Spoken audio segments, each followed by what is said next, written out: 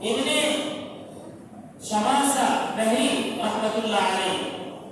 حضرت عمرو بن عاص رضی اللہ تعالی عنہ کے پاس پہنچتے ہیں۔ اس وقت جب حضرت عمرو بن عاص رضی اللہ تعالی عنہ کا انتقال کا وقت تھا، عمرو بن عاص رضی اللہ تعالی عنہ اپنا رخ دیوار کی طرف، اپنا چہرہ دیوار کی طرف کر کے رو رہے تھے اور زار و قطار رو رہے تھے۔ ابن شماسہ فرماتے ہیں کہ ان کی آل اولاد، ان کے وارثین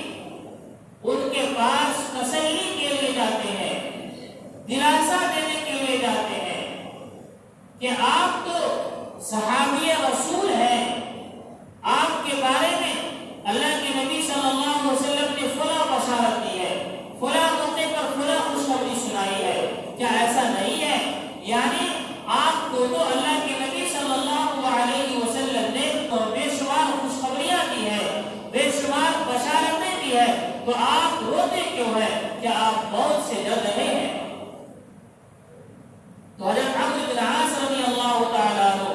اپنے چہرے کو اپنی اولاد کی طرف کرتے ہیں اور کہتے ہیں کہ اے میرے بیٹے، میں اس لیے نہیں رو رہا ہوں کہ مجھے موت کا خوف ہے، مجھے موت کا ڈر ہے، بلکہ میں نے اپنی زندگی کے 3 مرحلے دیکھے ہیں۔ میں نے اپنی زندگی کے 3 مرحلے دیکھے ہیں۔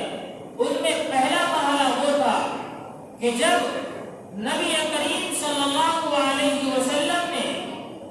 اپنی نبوت کا اعلان کیا،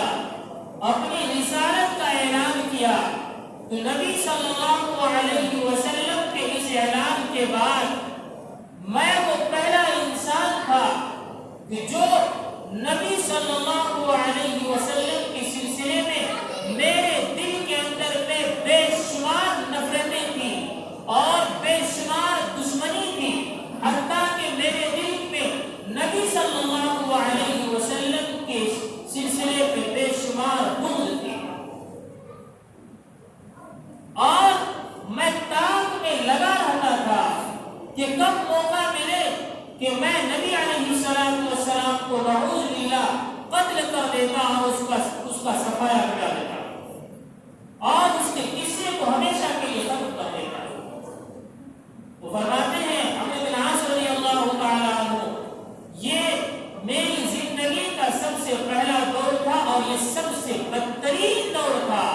کہ اگر میرا اس زمانے کے اندر میں انتقال ہو جاتا اور اگر میں اس زمانے کے اس دور کے اندر میں مر جاتا تو یقین جانو کہ میں دنیا کا سب سے بدترین انسان ہوتا اور میں جہنمی ہوتا۔ پھر ایک دور آیا، دوسرا دور شروع ہوا کہ جس دور میں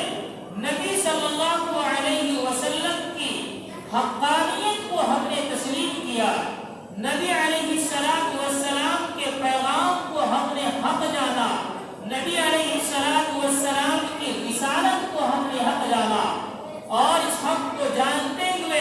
ہم نبی صلی اللہ علیہ وسلم کی خدمت میں پہنچے اور نبی علیہ السلام سے ہم نے کہا، اے اللہ کے نبی صلی اللہ علیہ وسلم، آپ اپنے ہاتھ کو بڑھائیے، میں آپ کے ہاتھ پر بیعت ہونا چاہتا ہوں، ایمان لانا چاہتا ہوں، اسلام قبول کرنا چاہتا ہوں۔ نبی علیہ السلام نے اپنے ہاتھ کو ان کی جانب بڑھایا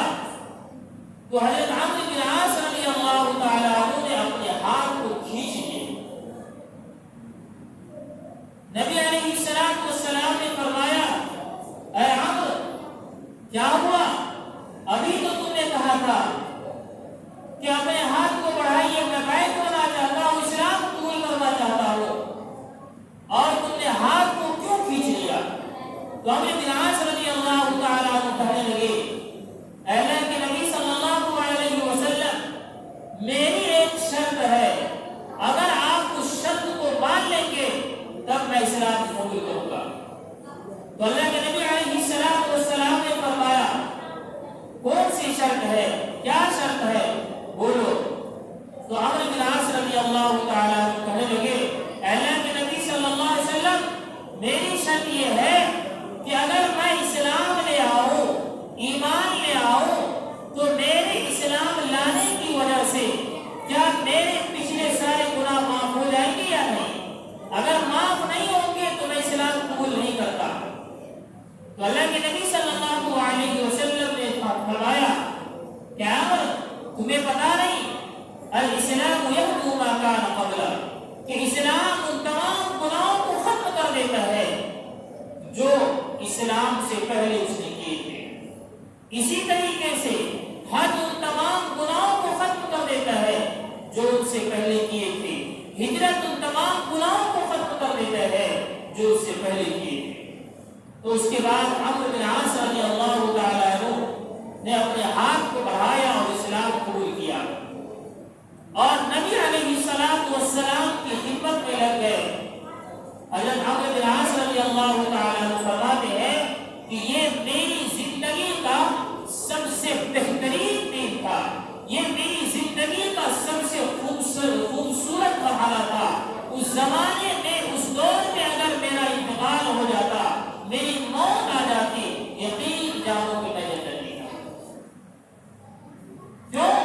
اس لیے کہ وہ نبی علیہ السلام کی زندگی میں تھا، نبی علیہ السلام کی دور میں وہ تھے، اور نبی علیہ السلام کے قدم پر قدم تھے، نبی علیہ السلام کے ہر حکم پر اپنی جان نچھاور کرنے کے لیے تیار۔ عمرو بن عاص رضی اللہ تعالیٰ عنہ فرماتے ہیں کہ تیسرا دور شروع ہوا کہ جس دور میں اللہ رب العزت نے ہمیں کچھ چیزوں کا نائب بنا دیا، خلیفہ بنا دیا، ذمہ داری عائد کر دی، اور اس سلسلے میں